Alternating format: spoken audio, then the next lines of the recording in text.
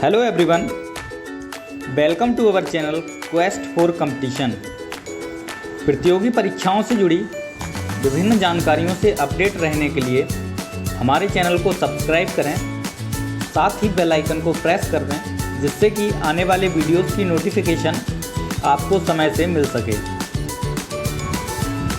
दोस्तों, आज हम बात करने वाले हैं कृषि प्राविधिक सहायक या AGTA की काउंसलिंग और नियुक्ति के बारे में। जैसा कि आप सबको पता है कि आज के न्यूज़पेपर्स में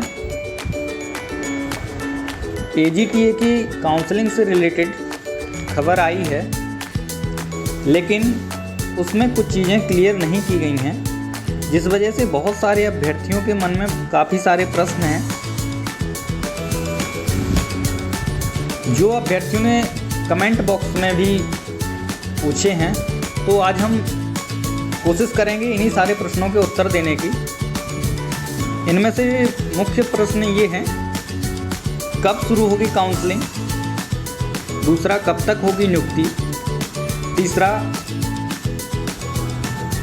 किस किस को डोमिसाइल सर्टिफिकेट की ज़रूरत पड़ेगी और कब तक का डोमिसाइल सर्टिफिकेट मान्य होगा? चौथा, कैसे पता चलेगा रजिस्टर्ड मोबाइल नंबर? पांचवा, किस ईमेल आईडी पर मेल करना होगा? तो ये सारी चीज़ें हम आपको बताने वाले हैं, तो बने रहिए वीडियो में अंत तक, जिससे कि कोई चीज़ आपसे मिस ना हो और आपको किसी तरह का कोई कन्फ्यूज़न ना रहे।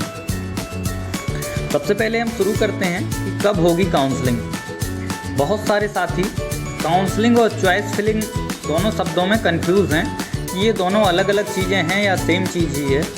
तो आपको बता दें हम कि आप इनको सेम ही मान सकते हैं, क्योंकि हमारी काउंसलिंग में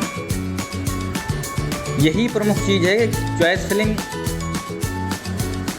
इसमें हमें 3 चॉइसेस मिलेंगी, जिनमें हम गृह जनपद के अलावा कोई भी जनपद यूपी का फिल कर सकते हैं।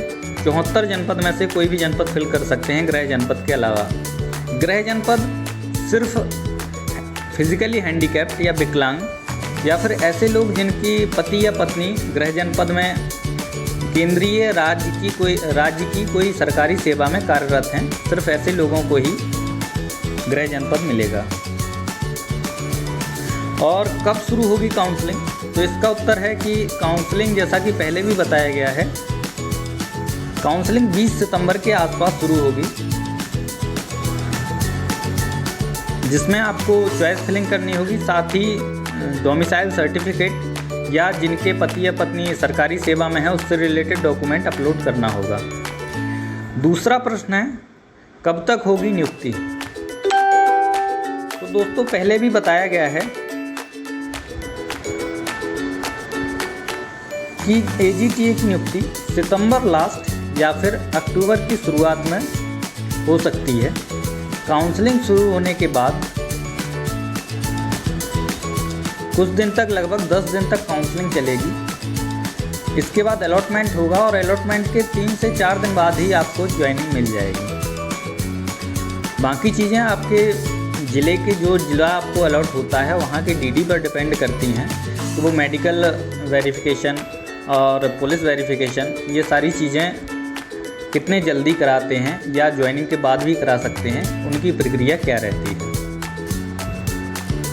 तीसरी चीज़ है कि अदर स्टेट के जो अभ्यर्थी हैं उनका प्रश्न है, क्या डोमिसाइल सर्टिफिकेट उन्हें भी लगाना पड़ेगा या फिर उन्हें डोमिसाइल सर्टिफिकेट की ज़रूरत नहीं होगी? तो हम बता दें कि डोमिसाइल सर्टिफिकेट की ज़रूरत सारे लोगों को होगी, क्योंकि एड्रेस का डाटा जो है वो आयोग द्वारा विभाग को नहीं दिया गया है।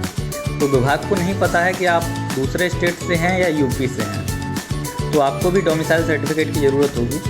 इसके अलावा जो लोग पूछ रहे हैं कि डोमिसाइल सर्टिफिकेट कब तक का वैलिड है, तो आपको बता दें कि वैसे डोमिसाइल सर्टिफिकेट की वैलिडिटी लाइफ टाइम होती है, लेकिन निदेशालय से पता करने पर पता चला है कि सब लोग अपना लेटेस्ट डोमिसाइल बनवा लें, जिससे कि काउंसलिंग में दिक्कत ना हो। तो वैसे भी डोमिसाइल में ज़्यादा दिक्कत नहीं होती है, ना ज़्यादा समय लगता है ना पैसा लगता है, तो आप सब लोग बनवा लीजिए आगे की किसी भी प्रकार की दिक्कत से बचने के लिए। इसके बाद बात करते हैं कि कैसे पता चलेगा रजिस्टर्ड मोबाइल नंबर। बहुत सारे अभ्यर्थी अपना वो नंबर भूल चुके हैं जो उन्होंने एप्लीकेशन फॉर्म में फिल किया था, और अब उन्हें नहीं पता कि वो नंबर उनके पास है या नहीं है। तो उन्हें कैसे पता चलेगा कि कौन सा नंबर उनका रजिस्टर्ड है? इसके लिए आपको बता दें कि जल्द ही, हो सकता है आज शाम तक ही या कल, विभागीय वेबसाइट पर एक लिस्ट अपलोड की जाएगी जिसमें सारे अभ्यर्थियों के नाम और उनके मोबाइल नंबर होंगे जो कि रजिस्टर्ड हैं। मोबाइल नंबर के आगे के 2 अंक और पीछे के 2 अंक शो किए जाएंगे, बाकी अंकों को हाइड कर दिया जाएगा, जिससे कि प्राइवेसी का इशू ना रहे और कोई इस चीज़ का गलत लाभ ना ले सके। तो आप उस लिस्ट में देखकर चेक कर सकते हैं कि आपका कौन सा नंबर रजिस्टर्ड था और वो अब आपके पास है या नहीं है। इसके बाद बात करते हैं कि किस ईमेल आईडी पर मेल करना होगा। जैसा कि न्यूज़पेपर में बताया गया है कि जिनका नंबर चेंज हो गया है या हो गया है तो उनको नंबर अपडेट कराने के लिए ईमेल आईडी पर मेल करना होगा। साथ में ही डीबी लेटर या फिर एडमिट कार्ड भेजना होगा, जिससे कि आपकी आइडेंटिटी प्रूफ हो सके। तो ये आईडी न्यूज़ में नहीं दी गई है, ईमेल आईडी। तो इसके लिए आपको बता दें कि जल्द ही विभाग द्वारा एक डिटेल्ड प्रेस विज्ञप्ति निकाली जाएगी, जो कि हो सकता है कल आपको देखने को मिले। उसमें ईमेल आईडी, विभागीय वेबसाइट, जिस वेबसाइट पर विज़िट आपको करना है, इस सारी पूरी डिटेल आपको दी जाएगी, जिससे आप देख सकते हैं कि किस ईमेल आईडी पर आपको मेल करना है।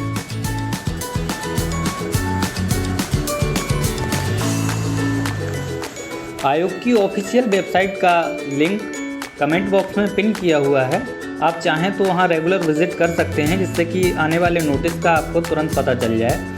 और क्योंकि मोबाइल नंबर अपडेट कराने के लिए सिर्फ 3 से 4 दिन का समय दिया गया है, इसलिए आप अपने डॉक्यूमेंट जैसे कि डीबी लेटर और एडमिट कार्ड वगैरह तैयार रखें कि जैसे ही नोटिस आता है आप अपना नंबर अपडेट के लिए मेल कर दें, जिससे कि आपको दिक्कत ना हो और आपका नंबर ईजिली अब।